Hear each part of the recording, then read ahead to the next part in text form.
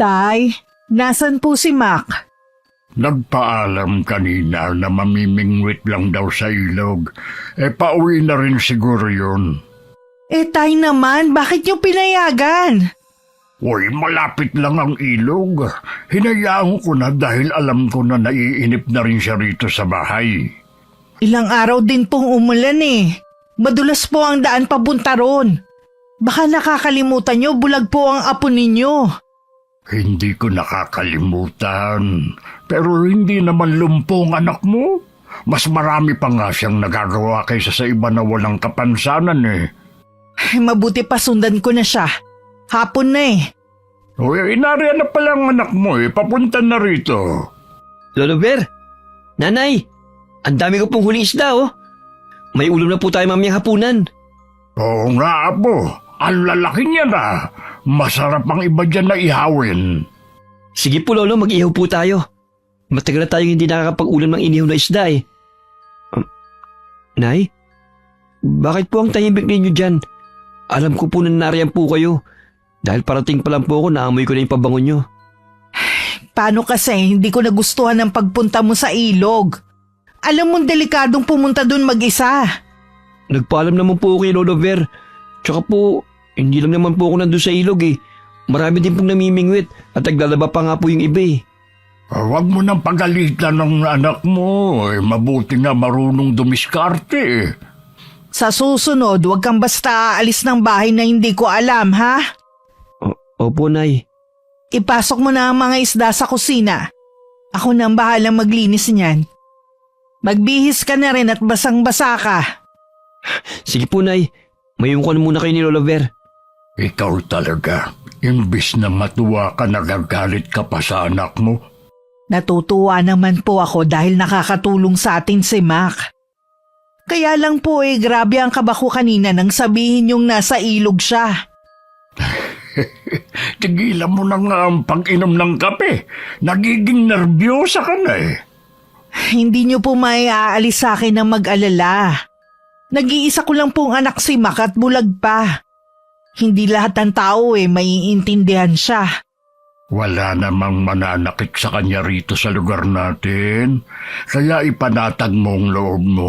Mabuti na rin kasi yung natututong anak mo na tumayo sa sariling paa. Para kapag wala na tayo, alam niya kung paano mamuhay mag-isa. Bilang ina, ang nasa isip ko lang ang pangalagaan ng anak ko sa kahit anong paraan. Naiintindihan ko naman ang nararamdaman mo. Kaya lang sinasaklawan mo na kasi ang kalayaan niya at mga gusto niyang gawin. Hanggang dito na nga lang siya nakakakilo sa lugar natin, pinipigilan mo pa. Marami pang gustong gawin ng anak mo. Hayaan mo siyang lumipad ng malayo. Anak ko sa pagkadalaga si Mac sa isang dayo noon. Nagtatrabaho ko noon sa isang karinderya nang makilala ko ang ama niya na nagtatrabaho malapit sa lugar na yon. Noon pa uso sa lugar ang nakawan. Isa ang lalaki sa tumulong sa akin na mahablot ang bag ko na naroon ang sahod ko. Ang mga sumunod na pangyayari ay naging mabilis na sa amin. Pero makalipas ang 3 buwang relasyon, bigla siyang nagpaalam na uuwi muna sa Maynila. Hanggang sa malaman kong buntis ako. At nung malapit ng mga anak, hindi na siya nagpakita pa sa akin. Wala akong magawa kundi sumuko na lang sa paghihintay sa kanya at umuwi sa mga magulang ko.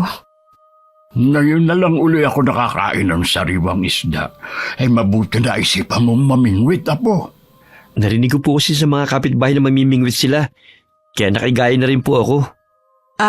Ginawa ko na lang daing yung mga maliliit na isda. Sa susunod, anak ha, huwag kang pupunta sa ilog kapag alam mo mag-isa ka lang. Opo, Nay. Pasensya na po, pinag-alala ko kayo. Mahal ka lang kasi ng nanay mo, kaya ganoon na lang ang pagprotekta niya sa'yo. Hanggat maaari, ayaw kanyang mawala sa paningin niya. Alam ko naman po yun, Lolo. Mahal ko din po si Inay, at kayo rin po. Sige, kumain ka na. Bukas bago ko pumasok sa trabaho, lilinisan ko muna ang kuko mo. Ay, kumusta naman ang trabaho mo, Iha? Ayos lang naman po, Itay. Nagpapasalamat ako dahil maraming mga customer kanina. Mabuti naman kung ganun. Nay, may sasabihin po ako sa inyo. Ano yun, anak? Payagan niyo na po akong mga lakal. Di ba pinag-usapan na natin yan? Hindi pwede, baka mapano ka pa. Gusto ko lang po kasi makatulong sa inyo eh. Nakakakain pa naman tayo ng 3 beses sa isang araw Kaya hindi mo kailangan gawin yun.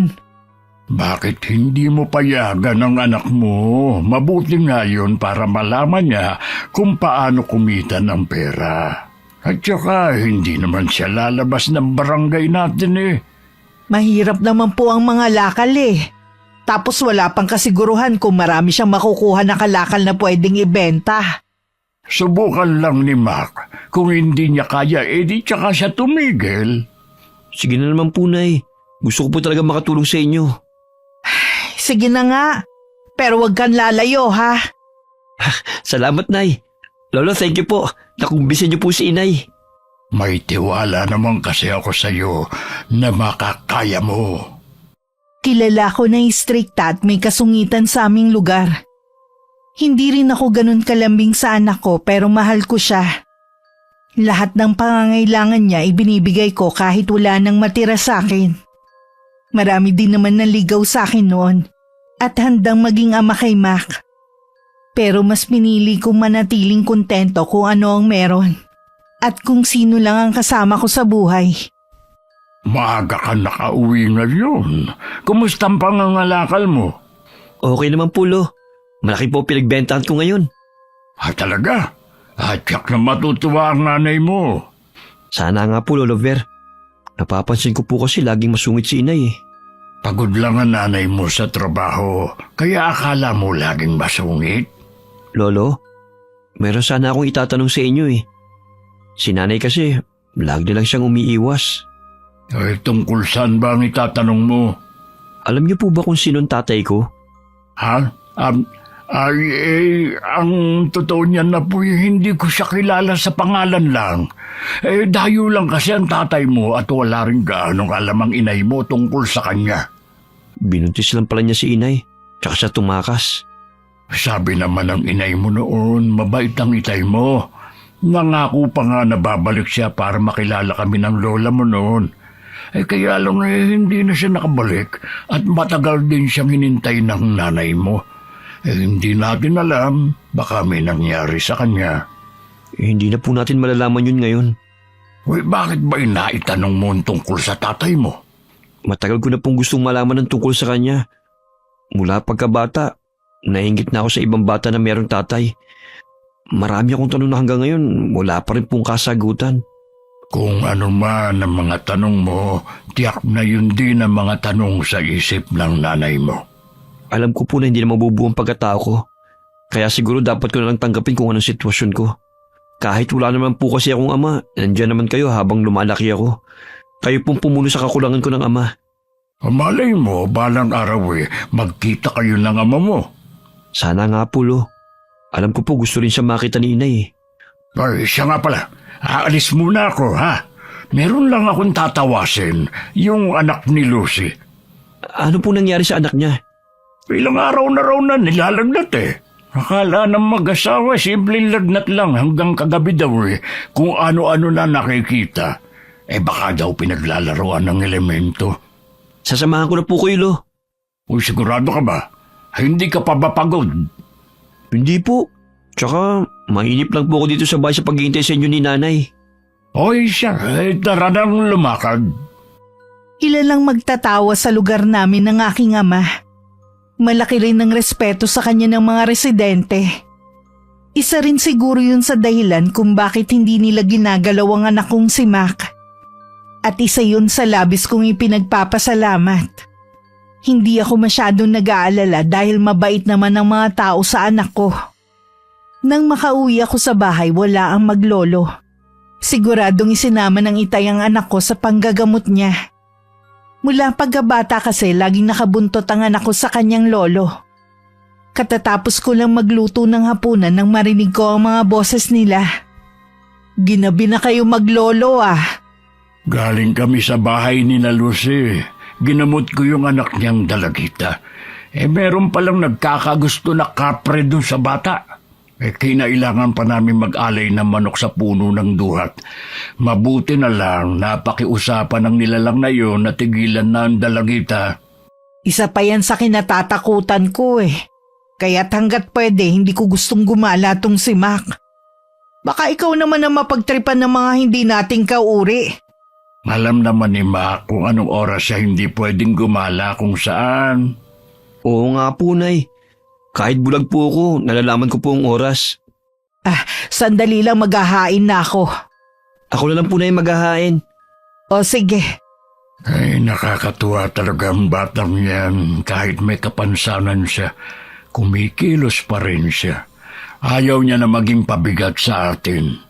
Kaya nga po kapag gusto niyang gumawa dito sa bahay hinahayaan ko na.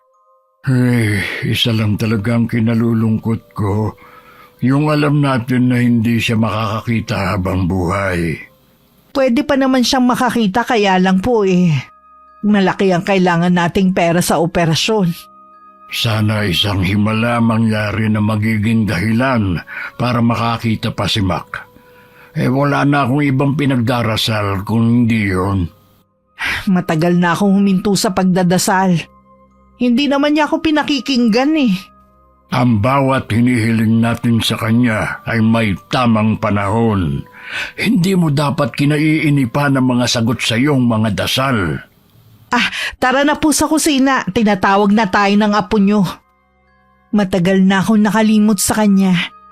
Siguro dahil sa mga hirap na pinagdaanan ko.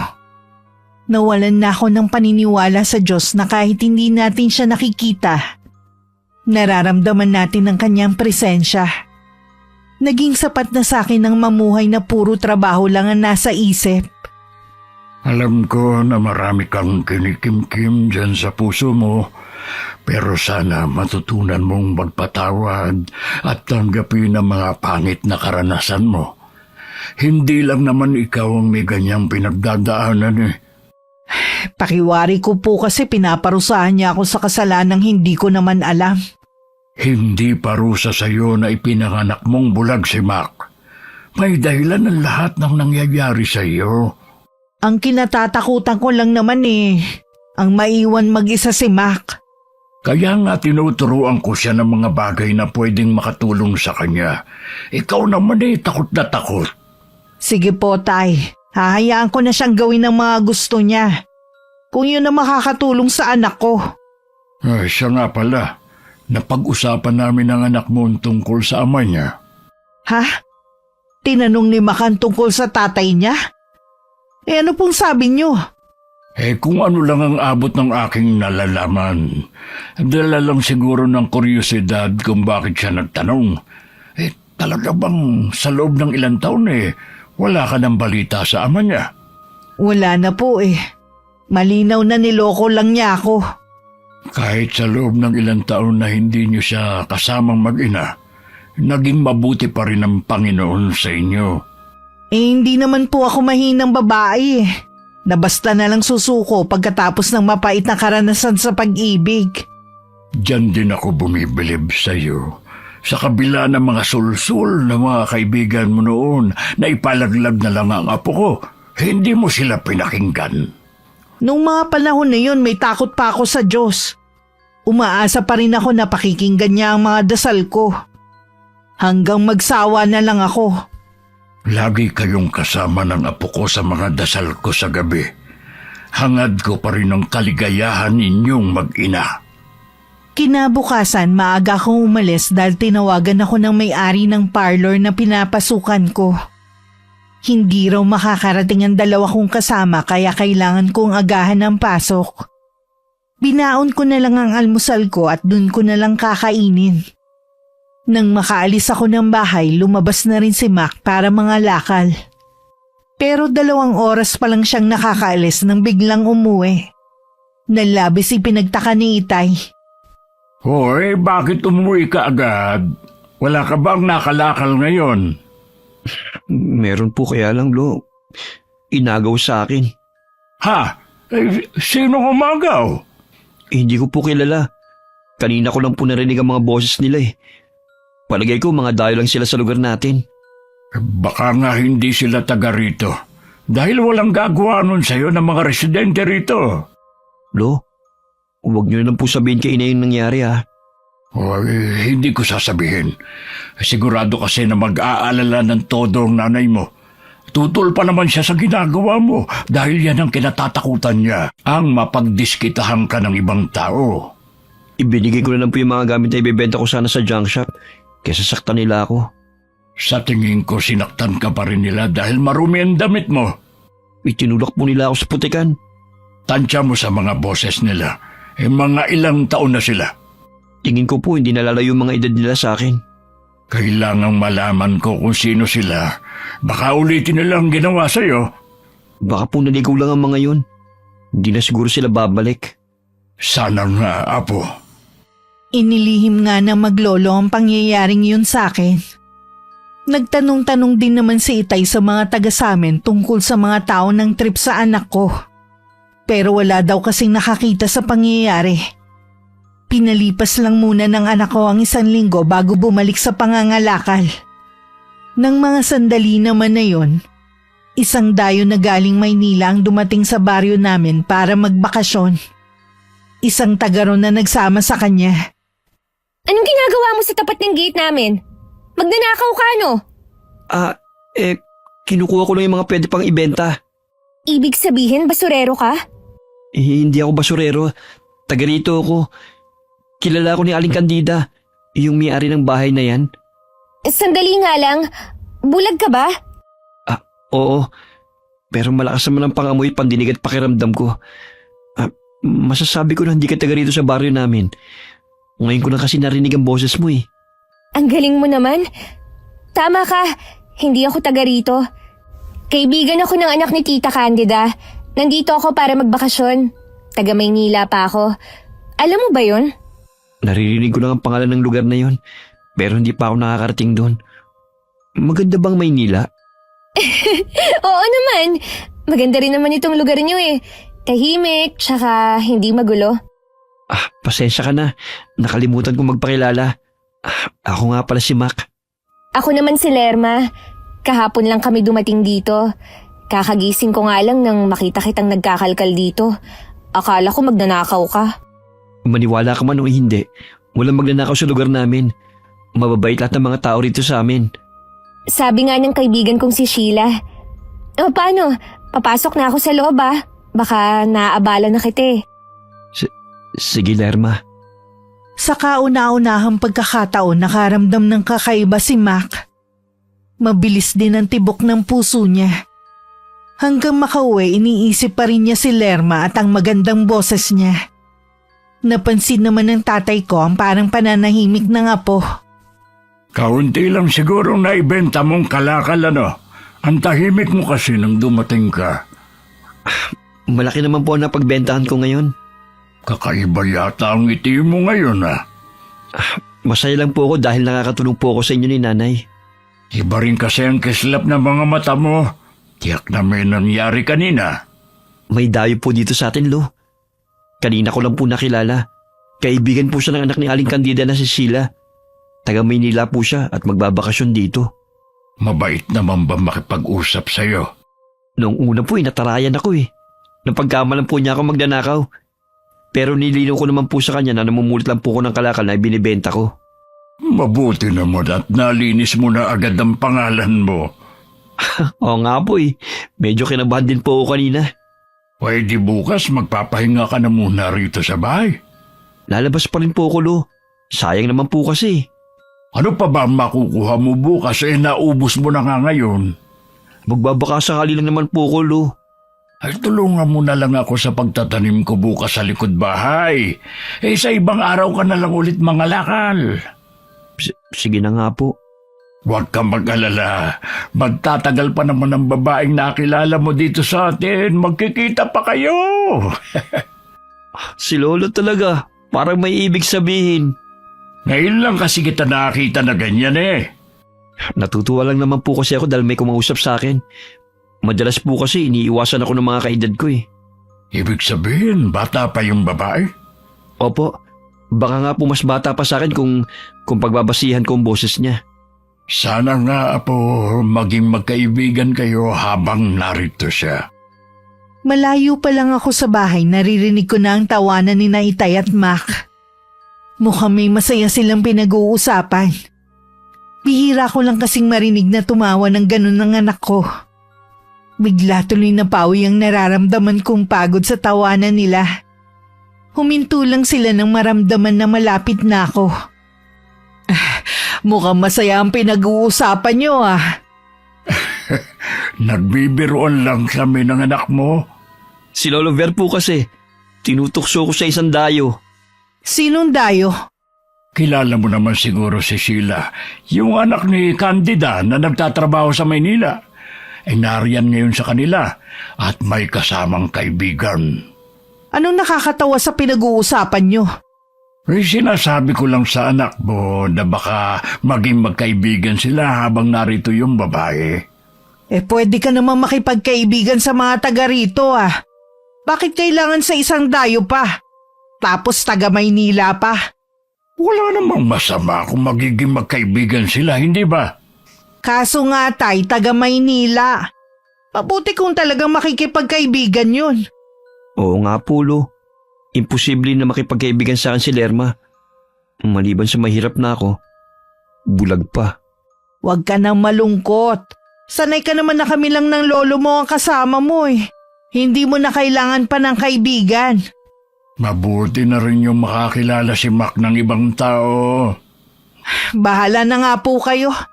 Lagi nyo nalang kinukonsinti ang apo nyo Maiwan ko na nga muna kayo. Magpapahinga lang ako. Huwag mo nalang pansinin ang inay mo. May pagka-KJ kasi yan minsan Oo nga po. Baka pagodin po siya. Basta, Apo, gawin mo lang kung anong magpapasaya sa'yo. Ang importante, wala kang inaapakang tao. Opo, Lo. Hindi na ulit naabutan ni Makandalagan dayo sa bahay ng kaibigan nito ng mga sumunod na araw. Nalulungkot man, hindi na lang niya yun ipinahalata sa kanyang lolo. Baka kasi tuksohin na naman siya. Sumagi rin sa isip niya na baka hindi nagustuhan ng dalaga ang lugar namin. Kaya nagdesisyon na lang na bumalik sa Maynila. Kaya ganun na lang ang gulat ni Mac nang pumunta siya sa ilog para mamingwit. Naroon din kasi si Lerma kasama ang kaibigan. Nakakabilib ka naman. Biruin mo, ang dami mong kayang gawin. Ayoko kasi maging pabigat kina nanay at lolo Ano pa ang kaya mong gawin? Lahat ng gawain sa bahay alam ko. Pati pag-iigib at pagtulong kay lolo sa pagtatanim ng gulay sa likod ng bahay namin. Ang dami mo palang kayang gawin. Kahanga-hanga ka naman, Mac. Kaya ka siguro namimingwit para may ulam kayo mamaya. Oo. Namimiss ko na kasi ang inihaw na isda Yun ang paborito kong ulam. Baka naman pwede mo akong bigyan ng mga mahuhuli mo. Gusto ko rin kasing makatikim ng sariwang isda dito sa ilog Oo ba? Bibigyan kita mamaya bago kayo umuwi. Hindi ka lang madiskarte. Ang bait mo pa. O paano? Hindi na kita aabalahin para makapamingwit ka na dyan. Pupuntahan ko lang si Sheila. Diyan lang ako sa malapit. Kakaiba ang sayang naramdaman ng anak ko sa mga papuring natanggap mula kay Lerma. Alam niyang nasa malapit lang ang dalaga. Dahil naririnig niya ang matamis nitong pagtawa. Para yung musika sa kanyang pandinig.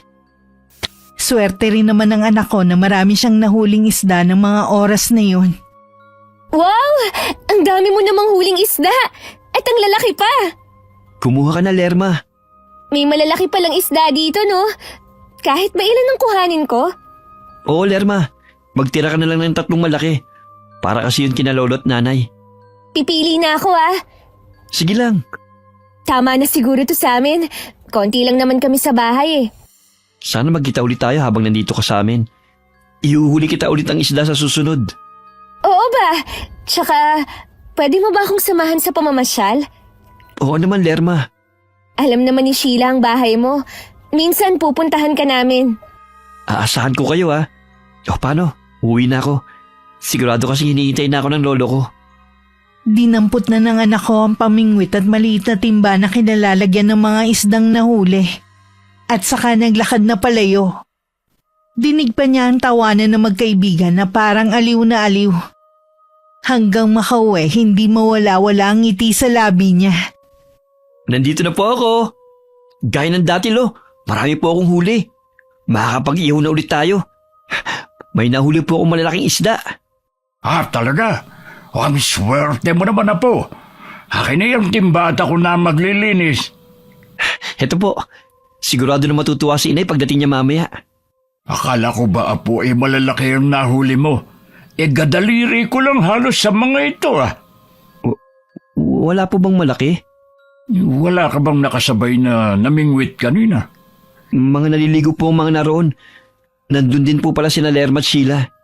Ibinigay mo yata sa kanila ang huli mong isda Binigyan ko nga po sila para makatikim naman po si Lerma.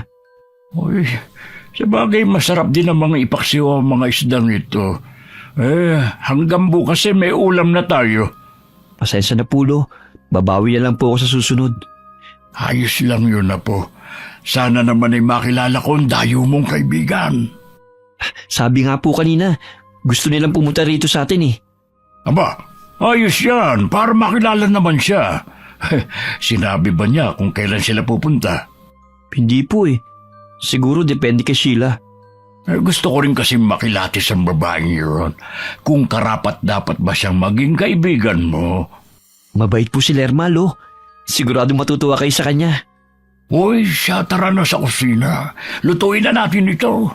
Baka maagang dumating ang nanay mo. Mabuti na yung may nakahanda ng lutong ulam. Nasundan pa ang pagkikita ng anak ko at ni Lerma. Madalas sila sa ilog magkita at mag-usap. Kapansin-pansin din ang kakaibang sigla ng anak ko. Hindi na rin siya nangangalakal. Kaya nag-usisa na ako kay Itay kung anong pinagkakaabalahan niya. Sila naman kasi ang laging magkasama. Nasaan na po si Mac, Tay? Makikipagkita siya kay Lerma ngayon. Dahil ba sa babaeng yun kaya hindi na nangangalakal si Mac? Oo, lagi kasi nagpapasama sa anak mo . Nakilala niyo na po ba ang Lerma na yun? Hindi pa. Sabi naman pupunta rito sa atin. Hindi ko nga lang alam kung kailan. Hindi maganda ang kutob ko sa babaeng yun, Tay. Huwag mo namang husgahan si Lerma dahil lang taga Maynila siya. Nagtataka lang naman kasi ko kung bakit nakikipagkaibigan siya sa anak ko. Malay mo naman sadyang mabait si Lerma at gusto niya makipagkaibigan kay Mac. Alam mo ba na ngayon ko lang nakitang masaya ang anak mo? Gusto ko lang po siyang protektahan. Ayoko matulad siya sa akin. Huwag ka kasing mag-isip ng masamang mangyayari. Tingin ko naman hanggang sa pagkakaibigan lang sila. Nagbabakasyon lang naman dito si Lerma. Baka sa susunod na araw umalis na rin siya. Kahit hindi pa siya magtatagal dito, gusto ko pa rin siyang makilala. Sasabihin ko na imbitahan dito si Lerma. Gusto ko rin na makilala at na makilatis na gusto. Kung kailan naman wala akong pasok, siya naman ang abala sa ibang babae. Namimiss ko na rin kasi ang anak ko . Gusto ko sana mag-banding kami. Uy, may ibang araw pa naman. Hayaan na lang muna natin si Mac. Nang mga sandaling yun, nasa ilalim ng malaking puno ng akasya sina Mac at Lerma. Nagyaya kasi ang babae na dun sila mag-usap. Hindi inaasahan ng anak ko na magtatapat sa kanya ang dalaga na may gusto sa kanya. Bakit parang hindi ka naniniwala sa sinasabi ko? Ganyan ba talaga kayong mga taga Maynila? Sinasabi ko anong nasa isip? Bakit pa ako magpapaligoy-ligoy pa Yun naman ang totoo. Alam ko naman na may gusto ka rin sa akin Ilang araw na lang aalis ka na rin. Plano kong magtagal dito para sa'yo. Wala naman ako may pagmamalaki sa'yo Kaya bakit mo ako magugustuhan? Sapat na sa akin na mabait ka. Masipag ka naman, tsaka madiskarte sa buhay. Kung alam mo lang kung gaano mo ako pinasaya. Lerma, alam mo bang ngayon lang may nagkagusto sa akin babae? Alam ko naman yun. Dahil kapansanan mo lang ang nakikita nila. At hindi ang maganda mong katangian. Salamat, Lerma, sa pagtanggap mo sa akin ng buo. Gusto ko sanang maging makabuluhan ng paglalagi ko rito. Sabihin mo na kung anong gusto mong gawin ko para maging masayang bakasyon mo. Talaga bang lahat gagawin mo para sa akin? Oo naman, basta sabihin mo lang. Sige, mag-iisip ako. Nang mga sumunod na araw parang alipin na naging sunod-sunuran ng anak ko kay Lerma. Tuwang-tuwa naman silang magkaibigan. Dahil sinusunod ng anak ko ang lahat ng gusto nila. Minsan dinala siya ni Mac sa bahay namin sa kauna-unahang pagkakataon. Natuwa naman ng itay dahil sa wakas, nakita na niya ang babaeng nagpapasaya sa apo niya. Masaya akong makilala ka, Iha. Kinukulit ko na nga itong si Mac na imbitahan ka rito sa amin. Marami po kasi akong ginagawa, Tatang, kaya ngayon lang ako pumayag na sumama dito. Salamat naman at pinaunlakan mo ang paanyaya ng apo ko. Ay sayang nga lang wala ngayon si Eloisa, ang nanay ni Mac. Nabanggit nga po ni Mac na nagtatrabaho sa parlor sa bayan ng nanay niya. Baka maagang makauwi si nanay ngayon. Minsan kasi kapag walang ganong mga customer, maaga silang pinapawi ng mga kasama niya ng amo nila. Kung sakali man na hindi kami magkakilala ng nanay mo, may ibang araw pa naman eh. Ay, sige. Asikasuhin mo sa maigi, Mac. Babalikan ko lang yung ginagawa ko. Sa di kalayuan lang naman si tatay kaya dinig niya ang pag-uusap ng dalawa. Mukhang sosyal at suplada ang unang impresyon niya sa dalaga. Hindi rin kasing umingiti at hindi makatingin ng diretsyo sa kanya. Akala ko naman yung malaki ang bahay niyo, gaya ng ibang bahay na nakikita ko. Kubo lang pala. Kubo man ang tirahan namin, matibay naman to. Ilang beses nang binagyo yung lugar namin pero hindi ito natitinag. Gusto mo mong makita ang loob? Nako, hindi na. Pangkaraniwan lang naman ang itsura ng kubo niyo eh. Mas maganda pa yung mga kubo na yari ng ibinibenta. Gusto mo ba na mainom? Saan galing ang tubig niyo? Sa poso ba? Wag na lang. Baka sumakit pa ang tiyan ko eh. May buko kami dyan. Yun ang ipapainom ko sa'yo. Sige, gusto ko yun. Kanina pa nga ako nauuhaw eh. Sandali lang ha. Kukunin ko lang yung buko sa likod ng bahay. Bilisan mo ah. Naiiling na lang ang itay sa di kalayuan sa mga naririnig na usapan ng dalawa. Kaya nung nagpaalam na si Lerma na uuwi na, matipid ng ngiti at tango na lamang ang isinagot niya. Nagpaalam pa ang anak ko na ihahatid na ang dalaga kina Aling Candida. Hindi yata ako gusto ng lolo mo. Bakit mo naman nasabi yan? Mainit naman ang pagtanggap niya sa'yo ah. Wala na kasi siyang sinabi kanina bago tayo umalis. Baka pagod lang si Lolo. O di kay may iba siyang iniisip. Meron pa pala akong sasabihin sa'yo. Sa isang linggo uuwi na ako sa Maynila. Ha? Akala ko ba magtatagal ka rito? Tumawag na kasi yung boss ko eh. Kailangan ko na raw bumalik sa trabaho. Kailan ka ulit babalik? Baka matagalan na ulit eh. Sa loob kasi ng isang taon, isang beses lang kaming pinapayagan na magbakasyon. Kung ganun matagal pa pala tayo magkikita. Pwede namang hindi na tayo maghiwalay eh. Kung sasama ka sa akin. Ha? Sasama ako sa'yo sa Maynila? Oo, pwede ka naman doon maghanap ng trabaho eh. Kahit bulag ako, pwede ako magtrabaho doon? Oo naman. Mas malaki pa ang kikitain mo doon kesa sa pangangalakal mo dito. Hindi ko kasi alam kung papayagin ako ni nanay eh. Kapag nakauwi na ako sa Maynila, hindi ko alam kung magkikita pa tayo. Baka makalimutan na rin kita at saka maghanap na ako ng ibang lalaking mamahalin. Susubukan ko magpaalam sa amin. Nasa hustong gulang na rin naman ako eh. Huwag kang mag-alala. Kasama mo ko. Babaguhin natin ang takbo ng buhay mo sa Maynila. Pagkahatid kay Lerma, umuwi na rin ang anak ko.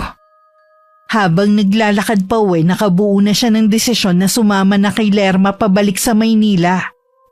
Kinakabahan man dahil yun ang kauna-unahang pagkakataon na lalayo sa amin, kailangan niyang lakasan ang loob niya. Ay, butit nakabalik ka na agad. Ano pong masasabi niyo kay Lerma? Ayos naman, maganda at maputi. Ay, hindi nga lang siya katulad ng mga kadalagahan dito na mahinin kumilos at manamit. Siguro ganun ng mga taga-Maynila, no? Lo, gusto ko po kasing sumama sa kanya pagbalik niya sa Maynila. Tutulungan daw niya po ako magkaroon ng trabaho doon. Ano ka mo? Abay, hindi pwede, Apo. Hindi ka rin papayagan ng nanay mo. Nasa tamang edad na po ako para magdesisyon sa kung anong gusto ko. Hindi mo pa lubos na kilala ang babaeng yon. Baka mapahamak ka lang kung sasama ka. Walang tutulong sa'yo doon kung sakali. Hindi po ako mapapahamak. Babaguhin pa nga po ni Lerma ang takbo ng buhay ko eh. Makinig ka naman sa akin, Apo. Kakampi mo ako sa lahat ng gusto mong gawin sa buhay. Pero sa pagkakataong ito, tututulang ko ang plano mo. Akala ko po balo, gusto niyo ako matuto sa buhay. Oo nga, pero hindi mo kailangang lumuwas pa. Sana po intindihin niyo ako, Lo. Mahal ko na po si Lerme. Hindi ko po kayang mawalay sa kanya. Patawarin mo ko, Apo. Hindi kita pwedeng ipagkatiwala sa babaeng yun. Hintayin mo na lang ang inay mo. Tinitiyak ko sa'yo na hindi ka rin niya papayagan. Pagka-uwi ko galing sa trabaho, agad akong kinausap ni Itay. Nawala bigla sa isip ko ang sarili kong problema. Hindi rin ako makapaniwala sa kagustuhan ng anak ko na sumama sa Lerma na yun. Kinumpronta ko si Mac. Basta ka na lang magtitiwala sa babaeng yon, ha? Alam ko po na mabuting tao si Lerma. Hindi niya po ako ipapahamak kung yan pong iniisip yun ni Lolo Ver. Hindi nga natin ganun kakilala ang babaeng yun eh. Kapag may masamang nangyari sa'yo dahil sa pagsama mo sa kanya, milya-milya ang layo namin sa'yo. Hindi ka namin masasaklolohan. Nasa tamang edad na po ako para magdesisyon, Nay. Oo, nasa tamang edad ka na nga. Pero hindi mo nga kayang pangalagaan ang sarili mo eh. Kami ang higit na nakakaalam kung anong makakabuti sa'yo. Ako ang nanay mo. Wala akong pakialam kung matanda ka na basta ako pa rin ang masusunod. Nay naman, ayaw niyo po bang maging masaya ako? Alam mong gagawin ko ang lahat para maging masaya ka lang. Pero wag mo namang hilingin ang bagay na to. Hindi natin lubos na kilala ang babaeng yun eh. Hindi ko pa man siya nakikita, hindi ko na siya gusto. Alam ko kapahamakan lang ang hatid niya sa'yo. Galit na tinalikuran ako ni Mac. Pumasok siya sa kwarto at saka nagkulong. Hindi ko na rin siya tinangkang sundan. Lumapit naman sa akin si Itay. Nung dalhin niya rito ang Lerma na yun, biglang bumigat ang pakiramdam ko. Tama ka. Kapahamakan lang ang idudulot niya kay Mac. Nung malaman ko na taga Maynila ang babaeng yun, hindi ko na agad siya gusto. Wala akong tiwala sa mga taga-syudad. Ano bang klaseng babae yun? Nakakakilala lang niya sa lalaki ay yayayain na niya agad na sumama sa kanya. Noon pa lang duda na ako. Alam ko na may iba siyang motibo. Sa dami na naglipa ng masasamang loob sa Maynila, mapapahamak lang ang anak ko. Kaya lang nakuha niya na ang loob ng anak mo. Nabilog niya na ang ulo. Paano kung suwayin niya tayo dahil sa babaeng yun? Mula pagkabata po masunurin na sa atin si Mac eh. Hindi naman niya siguro magagawang sumama sa babaeng yun na hindi sinasabi sa atin. Iba ang nagagawa ng pag-ibig. Unang beses pa lang nagmahal ang anak mo at magaling magmanipula ang babaeng yun. Lalo tuloy na dagdagan ng iniisip ko ngayon. May problema ka ba, anak? Kasi po nagkita kami ng dati kong kaibigan. Yung nakasama ko nun sa kabilang bayan habang nagtatrabaho ako. Naging customer ko siya kanina at nakakwentuhan ko. Sabi niya matagal na raw kaming hinahanap ni Marcos. Hinahanap kayo ng tatay ni Mac? Opo, sabi ni Vicky. Ang dahilan daw kung bakit hindi nakabalik si Marcos noon dahil na-aksidente. Matagal na raw nalumpo. May mga tauhan na lang siyang binabayaran para hanapin kami. Sa wakas, natuldo ka na rin ng mga katanungan sa isip natin kung bakit hindi ka niya binalikan. Ay, ano ngayon ang plano mo? Naguguluhan po ako, Tay. Hindi ko alam kung dapat ba akong maniwala. Para kasing hindi totoo ang lahat eh. Naiintindihan naman kita. Gaya ng parati kong sinasabi sa iyo, may dahilan ang lahat ng mga nangyayari sa atin. Masasagot sa tamang panahon ang lahat ng mga tanong natin. Bahala na po, Tay. Kailangan ko munang unahin si Mac. Ay, sinabi mo ba kay Vicky na may anak kayo ni Marcos? Binanggit ko po sa kanya pero hindi ko sinabi na may kapansanan. Dapat din malaman ito ni Mac. Tsaka na lang po siguro kapag lumamig na ang sitwasyon namin. Maliliwanagan din si Mac at maiisip niya na tama tayo na pigilan natin siya. Habang nasa trabaho po ako, pakibantayan niyo po si Mac ha. Tinakabahan po kasi ko na dahil sa babaeng yun makagawa siya ng pagsisisihan niya. Ako na ang bahala sa kanya. Naging tahimik lang ang anak ko at kibuin dili kami ni Itay. Alam naming masama pa rin ang loob niya sa amin. Bihira na rin siyang lumabas ng bahay. Hanggang sa mabalitaan namin na nakaalis na si Lerma. Mula noon naging panatag na ang loob ko. Pero hindi namin inaasahan na may iba palang plano si Mac at si Lerma. Eloisa! Si Mac! Nawawala! Ha? Sigurado po kayo? Baka nandyan lang siya sa paligid. Wala siya. Umalis na siya. Iniwan na tayo ni Mac. Merong sulat. Nandun sa higa niya. Basahin mo. Mukhang si Lerma ang nagsulat nito. Nagpapaalam siya sa sulat na ito. Patawarin daw natin siya kung bakit niya nagawa tayong suwayin. Mac, anak ko. Nalinlang tayo ng anak mo.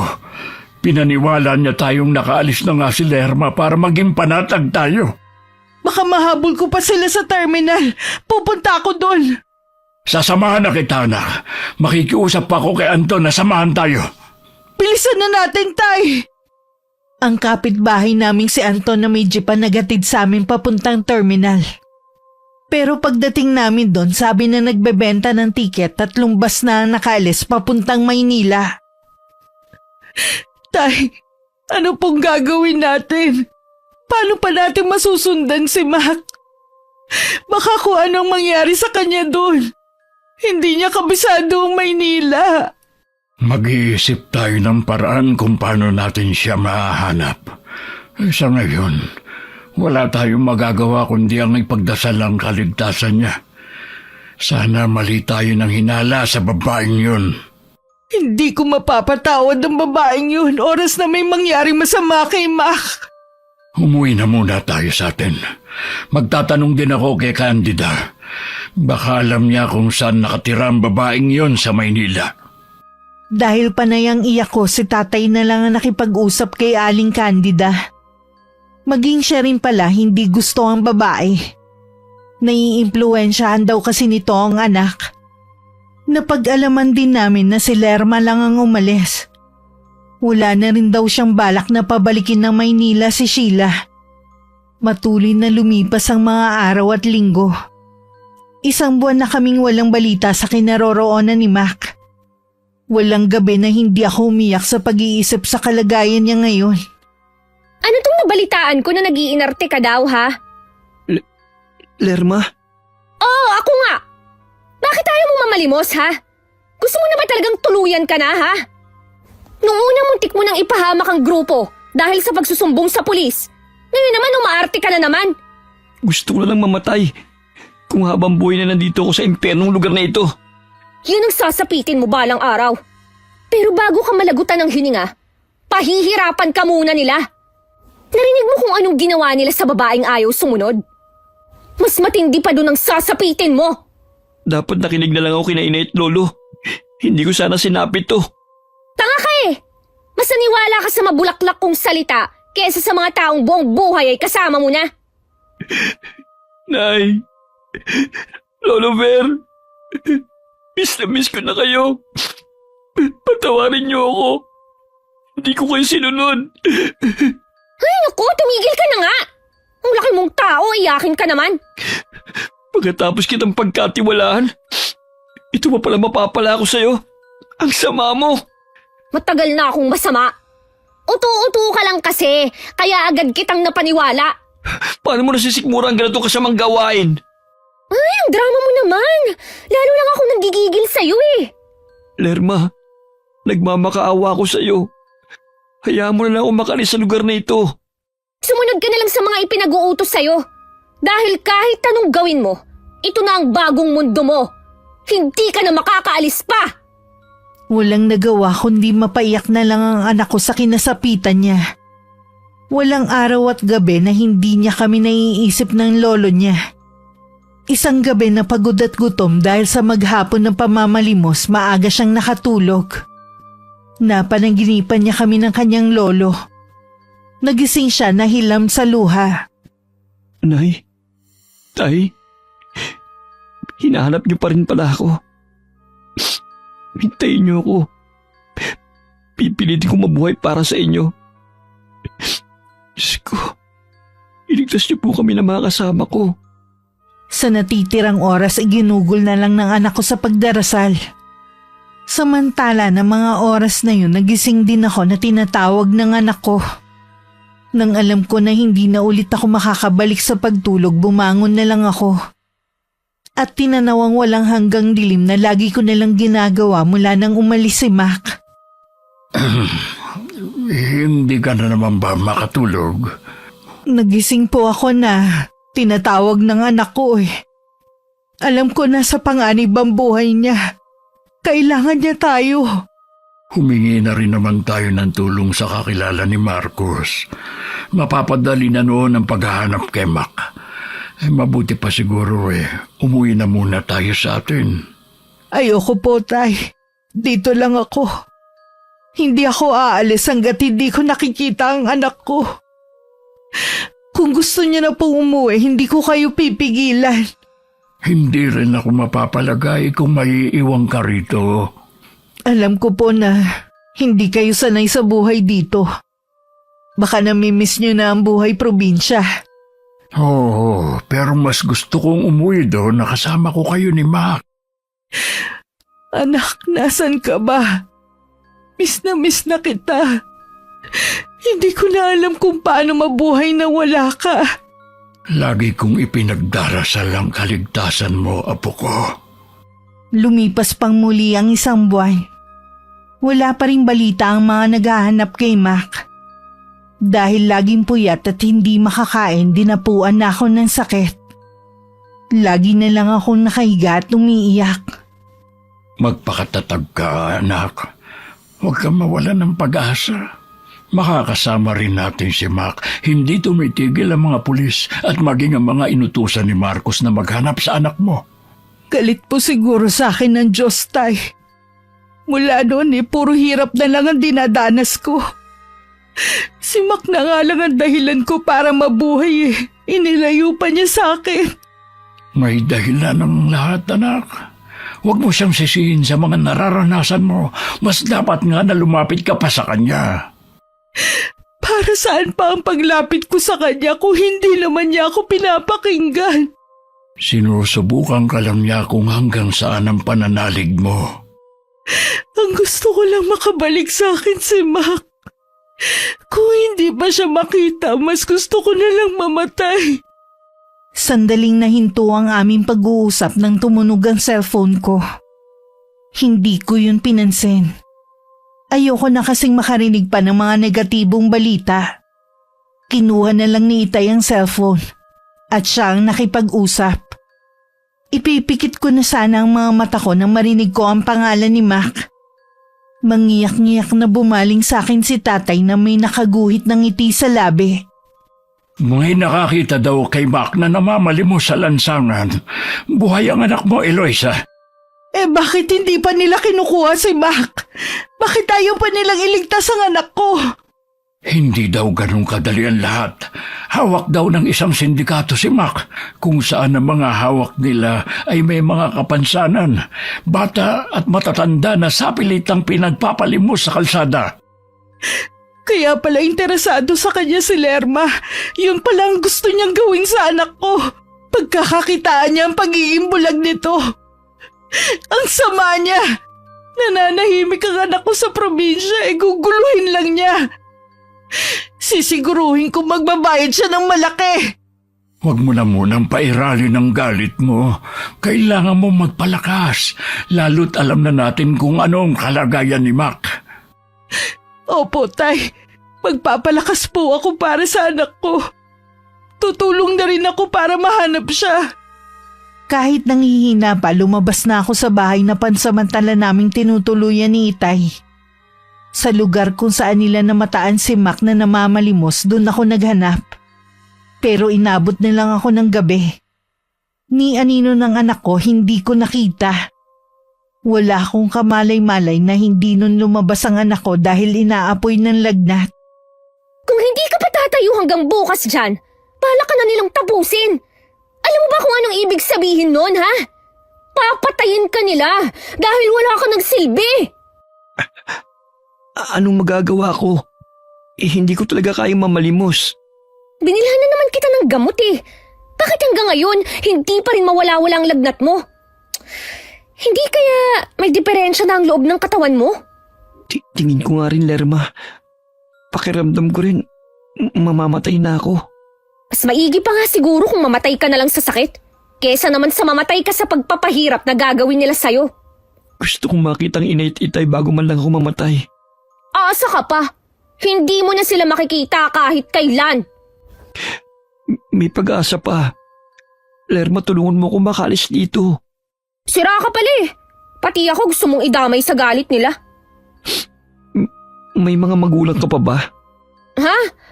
Bakit bigla mo namang naitanong? Kasi hindi niyo ako naiintindihan sa kagustuhan kong makasama muli ang pamilya ko. Ang totoo niyan, hindi ko na nakagisna ng mga magulang ko. Tiyahin ko na ang nag-alaga sa akin mula bata. Naiintindihan na kita. Malabo yan. Hindi mo naman ako kilala. Tsaka, anong malay mo sa mga pinagdaanan ko? Gusto mo bang magkaroon ng pamilyang matatawag? Dati gusto ko. Pero, nasanay na ako sa ganitong buhay eh. Pwede kang tumira sa amin sa probinsya. Magbagong buhay ka lang. Tatanggapin ka ng ina at lolo ko. Huli na para magbagong buhay para sa isang tulad ko. Lerma, hindi pa rin nagbabagong pagtingin ko sa'yo. Hindi pa rin ba malinaw sa'yo, ha? Niloko lang kita. Interesado lang ako sa'yo dahil bulag ka. Malaking bentahe kasi sa grupo na may kapansanan ka. Kaso, sandaling panahon ka lang napakinabangan eh. Salamat, Lerma. Dahil naging bahagi ka ng buhay ko. Nagpapaalam ka na ba sa lagay na yan? Baka kasi hindi na ako magising bukas. Alam ng anak ko na nasa tabi lang niya si Lerma. Kahit hindi na to nagsalita. Dahil sa masama ang pakiramdam, ipinikit na lang niya ang mga mata. Hanggang hindi na niya namalayan na nakatulog siya. Nagising lang siya dahil sa marahan na yugyug sa balikat niya. Huwag kang gagawa ng ingay. Itatakas kita rito. Ha? Totoo ba? Baka ikaw naman na mapahamak. Huwag mo akong alalahanin. 'Di ba, gusto mo pang makasama ang inay at lolo mo? Oo, kaya lang, nanghihina na ako. Dama ko na ang panginginig ng mga binti ko. Kailangan mong lakasan ang loob mo. Ito lang ang pagkakataon na makakatakas ka. Sa ospital kita dadalhin. Sige, kakayanin ko. Ganyan nga. Huwag mong sayangin ang pagtulong ko sa'yo. Kumapit ka sa akin. Sa likod tayo dadaan. Matinding ka ba ang nararamdaman ng dalawa habang tumatakas sa abandonadong gusali na yun? Malayo na sila nang mapalingon si Lerma. Nakarinig kasi siya ng sirena ng mobile patrol. Mukhang natunugan na ng mga pulis kung saan nagtatago ang grupo. Mga pulis ba yun? Oo, pero hindi lahat ng pulis matutuwid. Mas maswerte ka pa rin dahil naitakas na kita bago sila dumating. Pwede bang magpahinga muna tayo? Hindi pwede. Kailangang madala na kita sa ospital. Lerma, alam ko na iiwan mo ako sa ospital. Kung sakali mang magbago ang isip mo, bukas laging ko sa'yo na magbagong buhay sa probinsya namin. Mabuti pa, bilisan mo na. Kailangan ka nang matingnan ng doktor. Hinatid lang sa ospital ni Lerma ang anak ko at saka bigla na lang nawala. Kinailangan pang hintayin na magising ang anak ko para malaman ang impormasyon tungkol sa kanya. Mabuti nilang kabisado pa ni Mac ang numero ng cellphone ko. Natawagan ako ng doktor ng araw na yun. Tay! Tay! May tumawag po sa akin! Nasa ospital daw po si Mac! Kaya pala wala siya sa mga nasagip ng mga pulis. Baka po nakatakas na siya bago pa dumating ang mga pulis. Kailangan ko po siyang mapuntahan. Sasamahan na kita. Gusto ko na rin makita ang apo ko. Matinding kaba at pananabik ang nararamdaman ko habang patungo kami ni Itay sa ospital. Pagdating agad kaming sinamahan ng isang nurse sa kinaroroonan ni Mac. Doon na ako napahagulgol ng iyak. Nasa kama si Mac at natutulog. Malaki rin ang ibinawas ng timbang niya at maraming pasa at galos ang mukha niya. Si Mac nga, Itay. Sa wakas nakita na natin siya. Apo ko. Sa itsura niya, alam kong matinding paghihirap ang pinagdaanan niya. Anak, nandito kami ng lolo mo. Gumising ka na. Salamat sa Diyos. Dininig niya ang mga dasal ko. Tay, nagigising na po si Mac. Anak, nandito ang nanay. Nay, kayo nga ba talaga? Nandito rin ako, Apo. Hindi nga panaginip ang lahat ng to. Nay, ang tagal ko pong pinanabigan ng marinig at makasama kayo. Hindi na tayo maghihiwalay pa, anak. Pangako po, hindi ko na po kayo susuwayin. Huwag na muna natin pag-usapan ng mga nangyari. Ang mahalaga, ligtas ka na. Magpagaling ka, anak, ha? Meron akong mahalagang taong ipapakilala sa'yo. Huwag po kayong umalis sa tabi ko, ha? Pati po kayo, Lolo Ver. Oo, Apo. Nandito lang kami ng inay mo. Hawak ko pa ang kamay ng anak ko habang natutulog siya. Si tatay na lang ang tumawag kay Marcos para ipaalam na nakita na namin si Mac. Ginawan din niya ng paraan para mailipat ng ibang ospital ang anak ko. Ilang araw din bago tiniyak sa akin ng doktor na maayos na ang lagay ni Mac. Kaya po pala ang bilis niyo ako napuntahan sa ospital. Dahil nandito lang din po kayo sa Maynila. Sinundan ka kasi namin dito. Kung saan-saan kami naghanap sa'yo. Kung kani-kanino rin kami humingi ng tulong. Mabuti po ay may kakilala kayo. Ito na siguro ang tamang panahon para ipaalam ko sa'yo na kapag lumabas ka rito, gusto niyan dun ka sa bahay nila tumira. Sino pong tinutukoy niyo, Nay? Ang itay mo. Matagal na pala tayong pinapahanap. Bakit po hindi niya ako dinalaw dito sa ospital? Mas gusto niyang sa bahay na lang maghintay sa'yo. Mahirap din kasi sa tatay mo eh. Matagal na siyang lumpo. Pero mula nang malaman niya ang tungkol sa'yo, hindi siya tumigil sa paghahanap sa'yo. Siya ang gumagastos dito sa ospital kung nasan ka ngayon. Excited na po akong marinig ang boses ni Itay at mayakap siya. Kapag magkasama na kayo, pwede mo siyang tanungin na mga gusto mong malaman sa kanya. Nay, hindi po ba kayo sasama sa akin? Nag-usap na kami ng itay mo. Bibigyan ko kayo ng panahon na makilala ang isa't isa. Uuwi na muna kami ng lolo mo sa probinsya. May kailangan din kasi kung asikasuhin eh. Huwag kang mag-alala. Mabubuo din ang pamilya natin. Opo, Nay. Kailan niyo po balak umuwi sa atin? Paglabas mo dito uuwi na muna kami ni Itay. Nang makalabas kami ng ospital, tumuloy na kami sa bahay ni Marcos. Marahil dahil sa lukso ng dugo agad na naging malapit ang mag-ama. Narinig ko pa ang sinabi ni Marcos sa anak na gagawin nito ang lahat para makakita muli ang anak namin. Mamimiss kita ng sobra, Lolo Ver, kapag umuwi ka na sa atin bukas. Magkikita pa naman tayo eh. At saka malay mo, sa susunod nakakakita ka na. Kinakabahan po ako, Lo. Paano kung hindi maging matagumpay ang operasyon ko? Huwag mong sabihin yan. Magtiwala ka lang. Makakakita ka. Sana nga po, Lo. Gusto ko na po kayo makita ni Inay. Mangyayari yan. Lo, ano po kayang balita sa mga kasamaan ko na namamalimos? Ayon sa balita, nakauwi na sila sa mga pamilya nila. Mula rin pala sila sa iba't ibang probinsya. Katulad ko, nanalo ko rin dahil sa matatamis na salita. Hindi man madali ang pinagdaanan mo, pero kailangan mo nang kalimutan ang mapait na sinapit mo sa kamay ni Lerma at ng grupong kinabibilangan niya. Malaking aral na sa akin ang nangyari. Dahil sa katigasan ng ulo ko, napahamak tuloy ako. Maging mapanuri ka na sa lahat ng mga nakikilala mo. Makinig ka rin sa amin ng nanay mo dahil alam namin ang makabubuti sa iyo. Opo, Lo. Lagi ko pong alalahanin ang mga pangaral niyo sa akin ni nanay.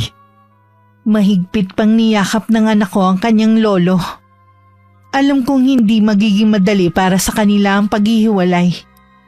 Pero naiintindihan naman ni Itay na yun ang makakabuti para kay Mac. Dumating ang araw ng pag-uwi namin ni Itay sa probinsya. Nangako naman ako sa anak ko na dadalawin ko siya. At nasa tabi niya ako sa araw ng operasyon ng mga mata niya. Ay, sa wakas, nakauwi na rin tayo. Yun nga lang, hindi na tayo buo. Nangako naman po si Marcos na pauwi niya rito si Mac eh.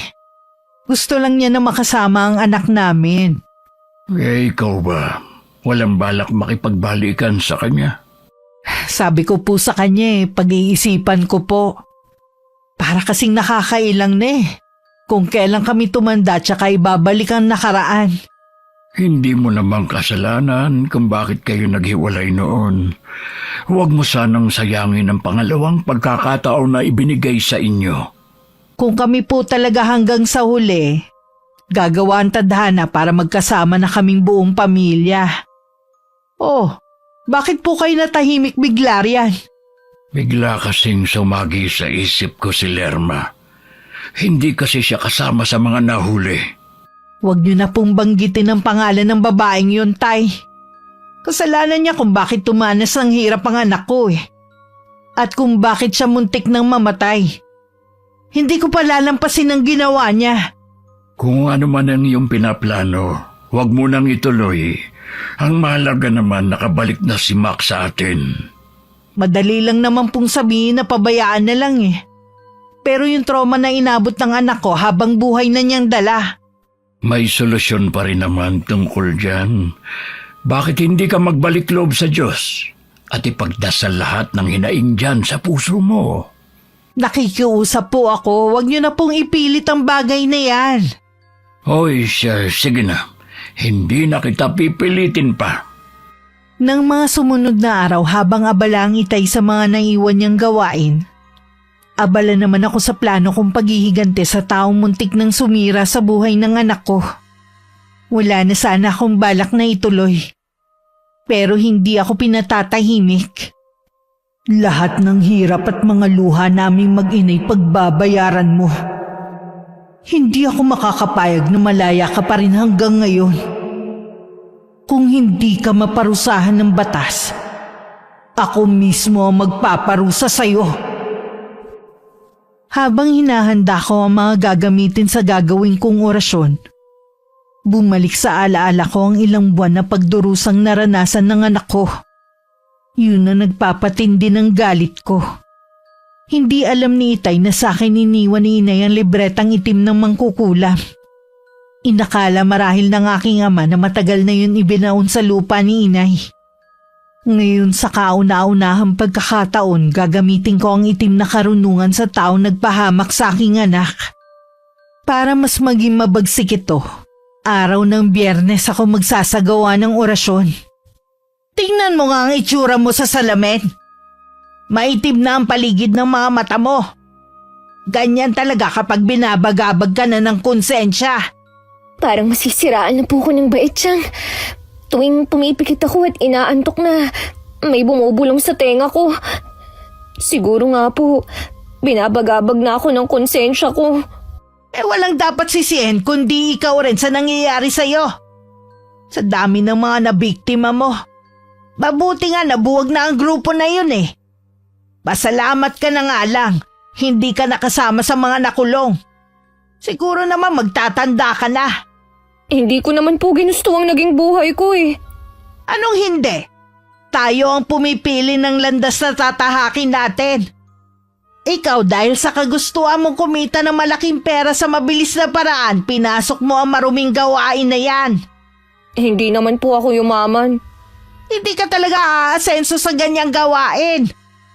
Kung magkamal ka man ng pera, mabilis din mawawala sa'yo. Alam ko na nga po ngayon, Chang. Kaya nga umuwi na ako rito eh. Naalala ko, di ba sabi mo dadalawin mo yung bulag na dinala mo sa ospital? Napuntahan mo ba? Bumalik po ako ron pero wala na siya. Wala na pong maibigay na impormasyon sa akin ng ospital. Basta ko na lang po kasi siya iniwan dun eh. Iniisip ko nga po na baka patay na po siya. Sabi mo nga matinding gutom at hirap ang dinanas ng binatang iyon. Posible nga na namatay siya sa sakit. Ikaw naman kasi ilang beses nang nakiusap sa'yo pero hindi mo agad itinakas yung pobre. Hindi naman po kasi ganun kadali. Ipagdasal mo na lang ang kaluluwa ng binatang yon. Naway matahimik na. Siguro naman napatawad na niya ako. Sa huling sandali pinili ko na tulungan siya. Nagpa siya si Lerma na maghanap ng ibang trabaho. Hindi kasi siya pwedeng nasa bahay lang ng tiyahin na walang ibinibigay na pera.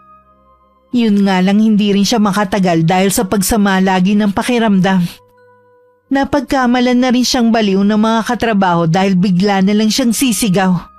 Dahil sa kung ano-anong imahe ang nakikita niya. Pasensya na po talaga, Chang kung naging pabigat ako sa inyo. Pinipilit ko naman pong magtrabaho Hindi ko nga lang po alam ang nangyayari sa akin. Kung ano-ano na pong nakikita ko.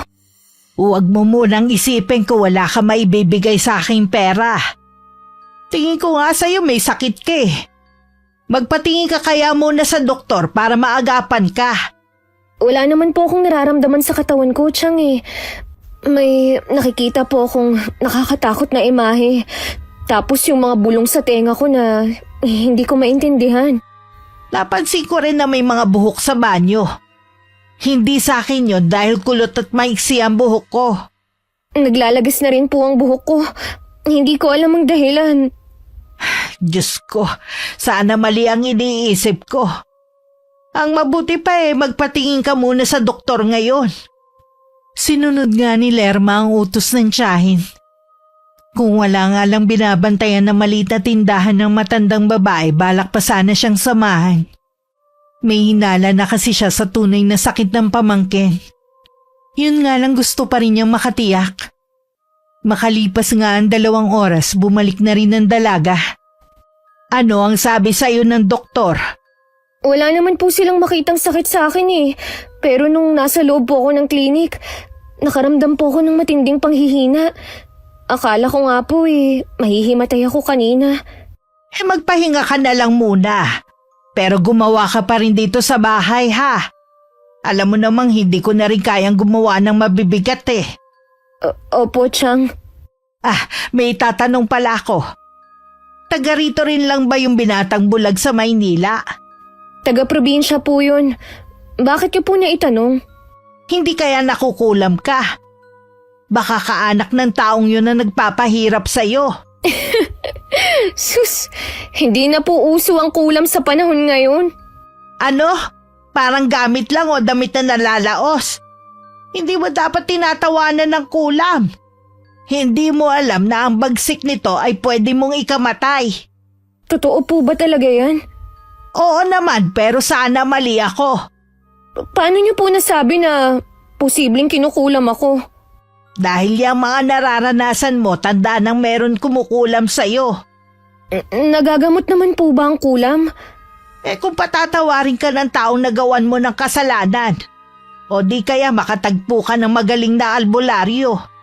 Sana naman po walang kumukulam sa akin. Masyado pa po akong bata para mamatay. Yan na ang resulta ng mga kasalanang ginawa mo. Ang tigas kasi ng ulo mo kahit nun pa. Hindi ka na nakikinig sa mga sinasabi ko.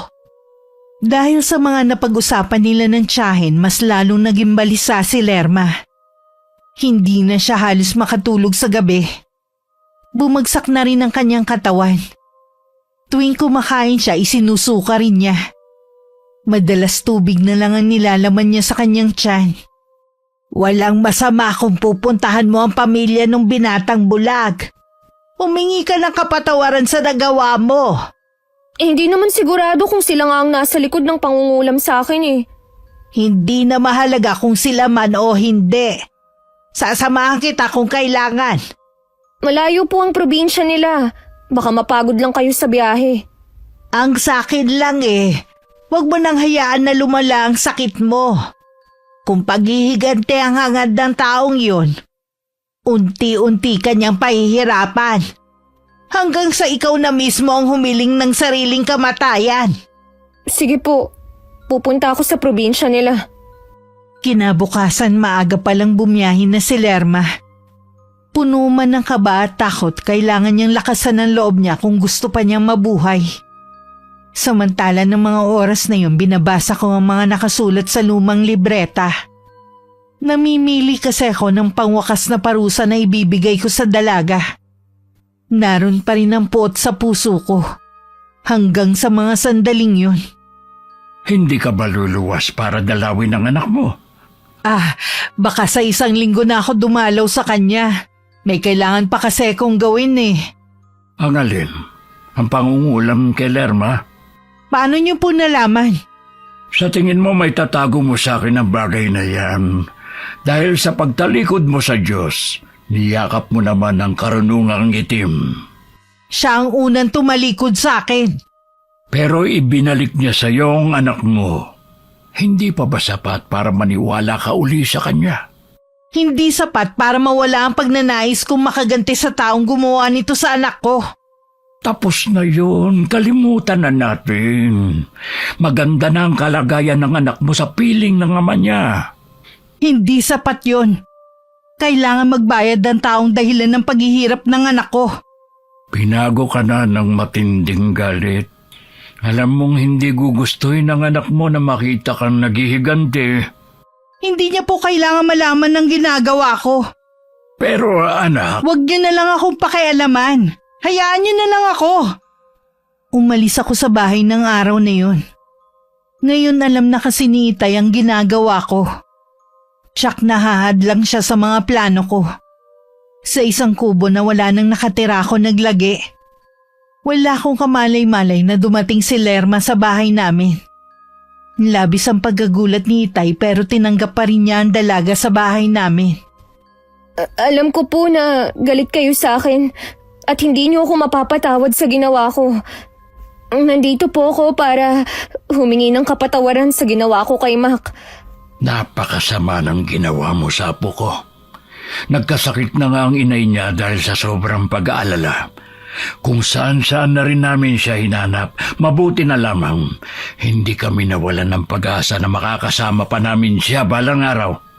Ang ibig niyo pong sabihin, kasama niyo na ulit si Mac? Oo, tinawagan kami ng ospital kung saan siya naroon. Mabuti na lang tanda pa ni Mac ang numero ng kanyang ina. Nang madatnan namin siya, nasa kalunos-lunos siyang kalagayan. Sabi pa ng doktor, kung nahuli pa ng ilang minuto ang pagdala sa kanya sa ospital, hindi na nila maisasalba ang apo ko. Lolo Kung Ver... paghingi lamang ng kapatawaran ng ipinunta mo rito, napatawad na kita, pero hindi ka pa handang patawarin ni Eloisa, ang nanay ni Mac. Matinding galit niya sa'yo. May kumukulam po sa akin.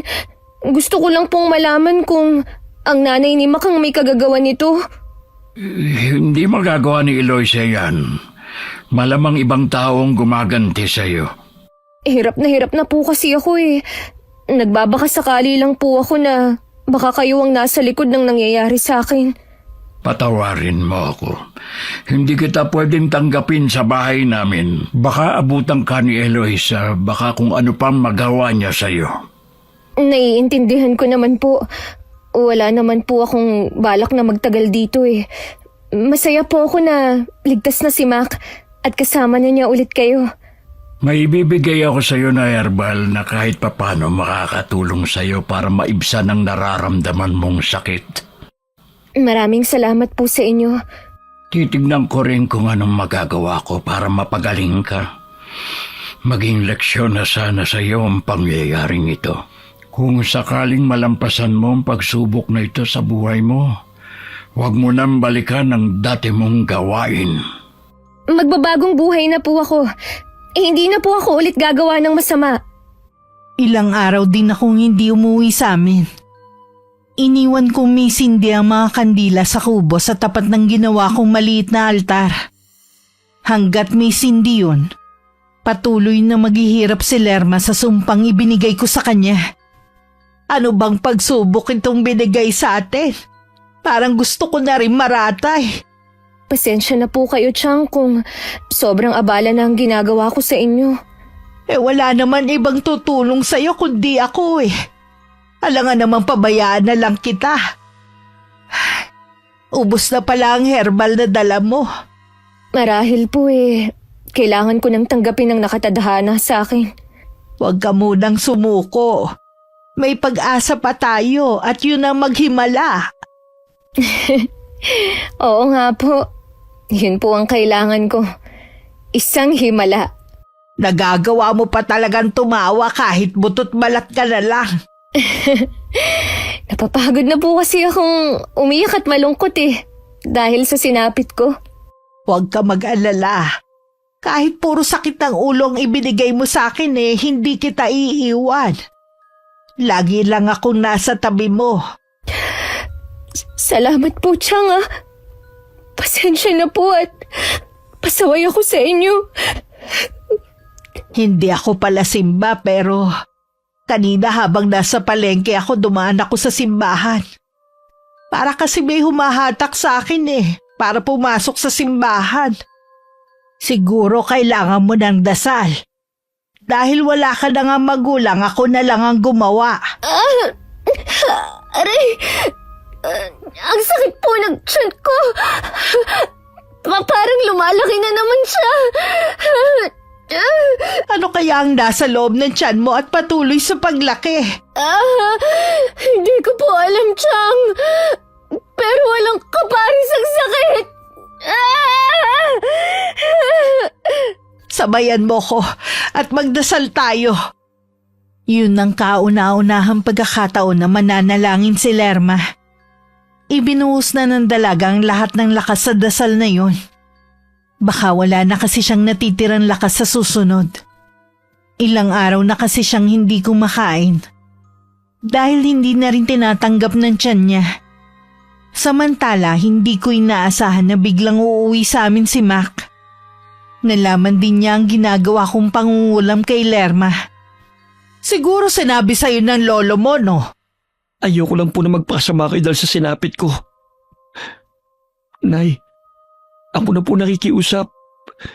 Itigil niyo na po yan. Dapat lang na magbayad ang babaeng yon. Nananahimik ka dito pero anong ginawa niya? Dinala ka niya sa Maynila para mamalimos. Sinamantala ka niya. Kaya tama lang ang ginawa kong pagpapahirap sa kanya. Buhay pa po ba si Lerma? Oo, pero mahinang-mahina na siya. Baka nga pati pagmulat ng mga mata hirap na siyang gawin. Nagmamakaawa po ko sa inyo. Bawiin niyo na po ang karamdaman na ibinigay niyo kay Lerma. Patawarin niyo na po siya. Gaya ng ginawa kong pagpapatawad. Hindi! Maghihirap siya hanggang sa huling hininga niya. Kasi po, si Lerma ang dahilan kung bakit ako napahamak. Siya pa rin po ang nagligtas sa akin mula sa kapahamakan. Anong ibig mong sabihin? Dahil po sa pagkakasakit ko, nawala na po ako ng silbi sa grupo na dumukot sa akin. Gusto na po nila akong patayin, pero bago po nila yung magawa sa akin, piniligtas po ako ni Lerma kahit pwedeng siya ang balingan ng mga taong yon. Inilagay niya po sa pangalibang buhay niya para sa akin. Nay, siya po nagdala sa akin sa ospital. Alam ko po na may natitira pang kabutihan sa puso niya, kaya niya po yun ginawa. Totoo ba yan, anak? Opo, Nay. Si Lerma ang dahilan kung bakit kasama niyo pa po ako. Sana naliwanagan ka na, Eloisa, sa mga sinabi ng anak mo. Ano ba itong nagawa ko, Tay? Hindi pa naman huli para bawiin mo ang kulam na ginawa mo sa dalagang yon. Oo, Tay. Babawiin ko na ang sumpa sa kanya. Pupunta ako sa kubo para patayin ang sindi ng mga kandila. Salamat po, Nay. Alam ko po katulad ni Lerma, hindi po kayo likas na masama. Nadala lang po kayo ng matinding galit. Patawarin mo ko, nak. Nakalimot ako dahil sa nararamdaman kong galit. Ang mahalaga, bumalik ka na sa dati. Ang anak mo ang dahilan kung bakit ka nakaisip maghiganti. Pero anak mo rin pala ang magpapabago sa'yo. Nang mga sandaling yun, nagpatawag na ang tiyahin ni Lerma ng pare. Nararamdaman niya kasing hindi na aabutin ng kinabukasan ng pamangkin. Alam niya na gusto rin ni Lerma na madasalan siya ng pare bago pumanaw. Pero habang nakatingin siya rito, unti-unting bumabalik ang dating kulay ng balat nito. Lumiliit ang tiyan hanggang tuluyan ng bumalik ang dati nitong itsura. Maging ang paring nasa tabi niya, napaantanda na lamang at napatingala. Isang himala ang nangyari sa iyo, iha. Buo na talaga ang paniniwala ko noon na mamamatay ka na. Kaya nagpatawag na ako ng pare. Alam ko po na binawi na ng kumulam sa akin ang sakit ko. Salamat at hindi na niya itinuloy pa. Salamat naman at nagbago ang isip niya. Malakas po ang kutob ko. Nanay ni Mac ang may gawa nito. Hindi mo masisisi ang isang inang gaya niya. Kahit sino siguro ang mapunta sa kalagayan niya, ganun din ang gagawin. Pahiwatig na rin po siguro ito na hindi talaga kami pwedeng magsama ni Mac. Bakit mo naman nasabi yan? Mahal mo na ba ang binatang yon? Bago po kami maghiwalay, inalok niya akong magbagong buhay at manirahan sa kanilang probinsya. Sa tingin ko po, kahit kailan hindi ako matatanggap ng nanay niya. Naalala ko pa ang sabi ni Lolo Ver, galit na galit sa akin ang nanay niya. Ay sayang, bihira ka na lang makatagpo ng tunay na magmamahal sa'yo sa panahon ngayon.